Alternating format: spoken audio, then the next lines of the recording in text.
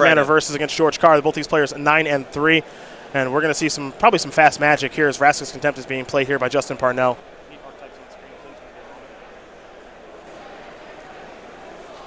So negate on the Vraska's Contempt is going to protect that Glensleeve Siphoner, assuming that it's giving George Carr a pretty significant advantage here, especially if Parnell can't deal with it right now.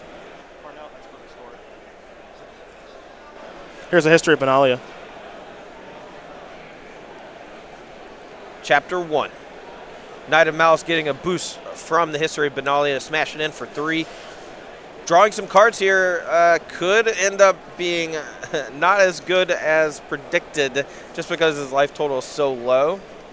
And Forsake the Worldly, they're hitting the history of Benalia instead of Invoke the Divine, which would have padded his life total a little bit. But I like the cycling ability on Forsake the Worldly for sure, especially when you're main decking one copy. There are some matchups where it has 0 value, so being able to cycle it in a tough spot.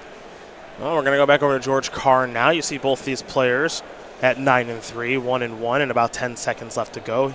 George going to untap all those lands. Obviously, Justin is trying to get this game over with quickly. Same thing can be said for George and his Glensleeve Siphoner. And that looks like it's going to be turns. We'll confirm that that is turns in the game to make sure that if that's true, George is going to be turn 0 as he comes across here with the Glensleeve Siphoner and gets an energy. So this is confirmed. It is turn 0 from our table spotter. So if I had to guess, I think this game is going to end in a draw. George looks like he has a number of ways to interact with these creatures, and unless Justin Parnell has some very big aggressive follow-up here, I think they're just going to end in a tie.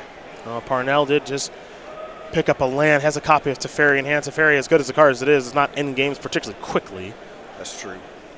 So now, of course, as a player in a situation like this, as Justin plays an isolated chapel, you have to decide if you want to play for the win or if you want to play for the draw.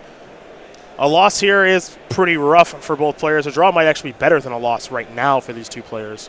As here comes Glensleeve Siphoner. I don't believe so. X3-1 is a clean cut into top 8, whereas X4, your tiebreakers are going to need to be very good. So I think both players here, even though they want the win, are content with a draw because neither of them get knocked out of contention. You'll see a Vraska's Contempt on the Glensleeve Siphoner. Here's a Torrential Gearhulk in response to that. Torrential Gearhulk plus Disallow will take care of Vraska's Contempt, and that means that 2 damage is going to come on through on turn 2 of extra turns. Turn 3 now for Justin Parnell. There is a chance that he could lose this game. I mean, if he has a negate here for this Teferi, he gets to untap. He has 7 total power. Combine that with a removal spell like a Teferi of his own, and he could put Justin to 1. But he'll be turn 4 of turns and be just shy. Here is Teferi. Going to put Torrential Gearhulk back into the deck. Tuck it away, as they like to say. And now here comes that Night token for Justin Parnell. He'll play a Plains and pass the turn back. We go to turn number 4 of extra turns. You'll see that placed onto the table there by our table spotter. And it looks like, as Glensleeve Siphoner is going to come across, George Carr, who missed the energy on the last attack, does remember it on this one. It makes you wonder if that extra card would have been helpful. We'll never know, as now he'll play a Teferi. Both players will play a Teferi, get rid of that. And this one will be ending in a draw here, folks, as Justin will have the final turn of the game. It is turn number 5. Dark Ritual, Torment of Hailfire. I doubt it, unfortunately.